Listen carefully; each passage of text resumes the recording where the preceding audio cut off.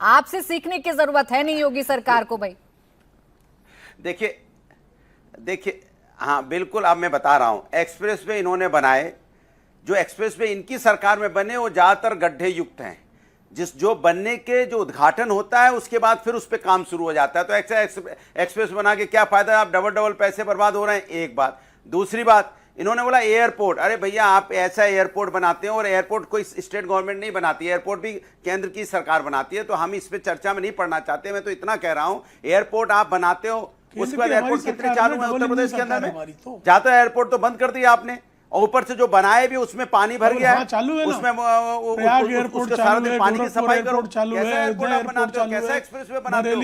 School की बात हो रही है, बच्चों के स्कूल, आपने कितने स्कूल बंद कर दिए पूरे देश में? तो कम से कम 94,000 स्कूल तो पूरे देश में बंद हो गए। उत्तर प्रदेश के अंदर में कितने हजार स्कूल बंद हो गए, जरा बता दीजिए आप मुझे। मैं आपसे ही आंकड़ा पूछना चाहता हूं, फिर मैं बताऊंगा, आपको बहुत नॉलेज है। दूसरी बात, स्कूल की आप छात्र की जो हमारा जेन अल्फा है वो अगर रोड पे आ जाए, ये कहे कि हमारी रास्तें ठीक नहीं है, हमारे क्लास में पानी भर रहा है, हमारा स्कूल तालाब बन जाता है, हम स्कूल तक नहीं पहुंच पाते, आप सोचिए इससे ज्यादा शर्म की बात हो सकती है क्या? लेकिन अनुराग भदौरिया जी, उस जेन अल्फा की बात भी तो मुख्यमंत्री ही सुन रहे हैं ना। आज का आदेश आपने मुख्यमंत्री का देखा होगा। एक सेकंड अनुराग भदौरिया जी, अनुराग भदौरिया जी, नहीं हो पाएगा। यही तो ये सरकार कह रही है कि शिकायतें हमसे हैं तो इन शिकायतों को हम ही दूर करते हैं, किसी और में हिम्मत नहीं है शिकायतें दूर करने की। जेन अल्फा अगर सड़कों पर आया तो मुख्यमंत्री ने खुद संज्ञान लिया और उनकी समस्याएं दूर हों, इसके लिए अधिकारियों को निर्देश दे दिए गए। मैडम सुन तो लीजिए। हाँ बोले बोले। अरे मैडम, आप मेरे बीच में रनिंग कमेंट्री करते हैं, मैं जो बोलने भी नहीं देंगे। आप वो बीजेपी वाले हैं, जो आप बात कह रहे हो बीजेपी वाले बोल सकते हैं, जरूरी नहीं। अनुराग भदौरिया जी, मैं आपसे सवाल कर रही हूँ। अनुराग भदौरिया जी सुने, एक सेकंड सुने। हम उत्तर प्रदेश पर सार्थक बहस करना चाह रहे हैं। जरूरी नहीं है कि हर बहस को अनुराग भदौरिया वर्सेस एंकर बनाया जाए, अनुराग भदौरिया वर्सेस प्राची बनाया जाए। रुक जाए अनुराग भदौरिया जी। अनुराग भदौरिया जी, जब इतने ही कॉन्फिडेंट हैं आप, आपको पता है कि सरकार को घेरने के लिए आपके पास अनगिनत मुद्दे हैं, तो सवालों से इतना परेशान ना हुआ करें प्लीज। तो आप जब सवालों से परेशान होते हैं तो लगता है कि कुछ तो परेशानी उत्तर प्रदेश में आपके सामने है। सवाल से परेशान नहीं हूं। आप सवालों से परेशान होते हैं, आप सवालों से परेशान मैडम, होते हैं अनुराग भदौरिया जी।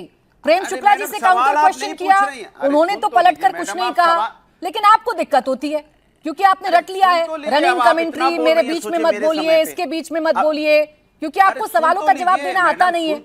अरे मैडम सुन लीजिए, बोले।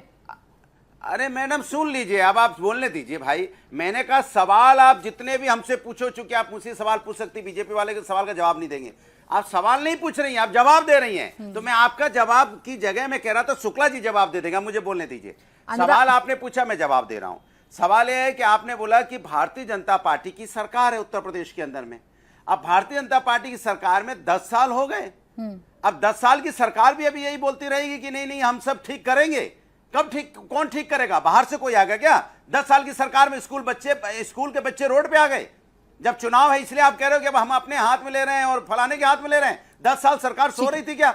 बच्चों की सड़क रातों रात तो होती नहीं कि रातों रात बच्चे उखड़ गए। प्रेम शुक्ला जी इस बात का जवाब देते हैं। अनुराग भदौरिया जी, लेकिन मेरा आपसे अनुरोध है, मैं आपसे सवाल करती हूँ, इन सवालों को सवालों की तरह ही लीजिए, इनको पर्सनल मत लिया करें। और जो सरकार ने किया है वही आपसे पूछ रही थी, तो प्लीज इनको पर्सनल ना लिया करें, डिबेट को चलने दिया करें। रही बात आपके सवालों की, तो उसका जवाब प्रेम शुक्ला जी दे दीजिए। आप इतना तो ठीक नहीं कर पाए 10 सालों में, जेन अल्फा को सड़कों पर आना पड़ रहा है, स्कूल की बदहाली बतानी पड़ रही है, और आप कहते हैं कि तीसरी बार आप रिपीट करेंगे। कायाकल्प किया है, हमने कायाकल्प किया है, और उस कायाकल्प को उत्तर प्रदेश की जनता महसूस कर रही है। श्रीमान अनुराग भदौरिया जी की समाजवादी पार्टी के शासनकाल में बेचारे शिक्षक मोर्चा निकालते थे, लाठी का कायाकल्प हो गया, जेएनजी रोड शिक्षक मोर्चा निकालते थे, टीईटी का मोर्चा निकला, कमाल है। तो उस पर जो है लाठीचार्ज। आज जेन अल्फा भी जो है अगर उतरता है तो जेन अल्फा की समस्या के समाधान के लिए पूरी गंभीरता से काम होता है। तब जो है शिक्षकों को भी लाठी जो है तेल लगाई लाठी लगाकर उसकी पिटाई की जाती थी। ये समाजवादी पार्टी के कुशासन का काल था। बुलंदशहर में बलात्कार हुआ, बलात्कार पीड़िता थाने तक गई और उस पर मोहम्मद आजम खां, बकरी चोर श्रीमान मोहम्मद आजम खां ने कहा कि ये सरकार को बदनाम करने के लिए बलात्कार की शिकायत निकलवाई है। सर्वोच्च न्यायालय में तत्कालीन मुख्य न्यायाधीश ने फटकारा कि आप कैसी बातें कर रहे हैं, तो इनकी बातें तो ऐसी होती थी। एक पत्रकार ने श्रीमान अखिलेश यादव से सवाल पूछ लिया बलात्कार के बारे में, तो अखिलेश यादव ने इतनी बेशर्मी से उस पत्रकार से पूछा आप पर तो बलात्कार नहीं हुआ।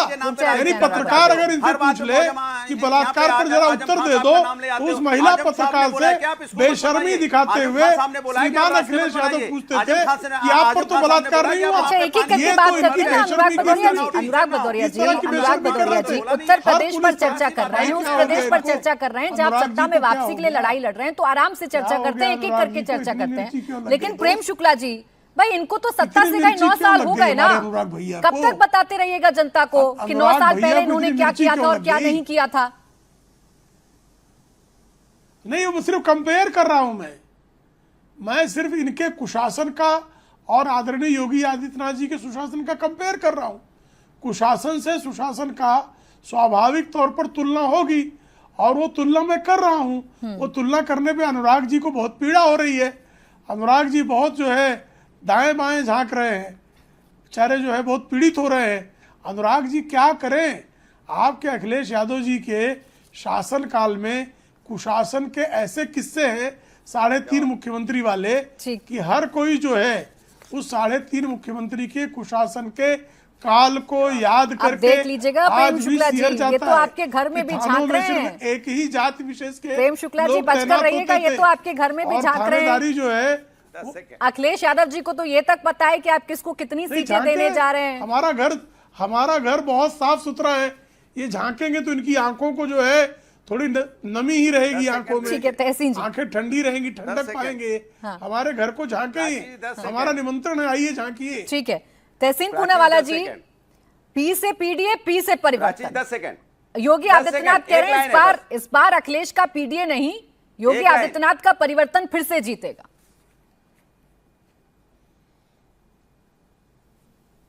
किस चीज का परिवर्तन?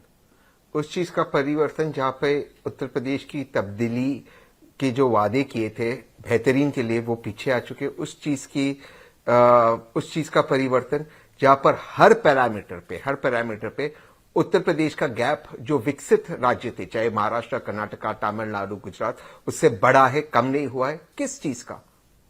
आपका हर डिफेंस है अखिलेश जी के सरकार में ही हुआ था, पहले की सरकारों में ही हुआ था। भाई 10 साल से आप सरकार में है, आपने क्या डिलीवर किया? और आपने कुछ ऐसा डिलीवर नहीं किया जिसकी वजह से आपका परिवर्तन की कहानी लिखी जाए। सरकार की जो नीति आयोग की रिपोर्ट है जो सबसे गरीब राज्यों को गिनती है, सबसे गरीब राज्य कौन से थे? बिहार और उत्तर प्रदेश। आज भी कौन सी तब्दीली हुई? मैं ये नहीं कह रहा हूं विकास नहीं हुआ, ऑफकोर्स प्रेम शुक्ला सब बताएगी कितना विकास हुआ उत्तर प्रदेश में, तो पूरे भारत में हुआ है।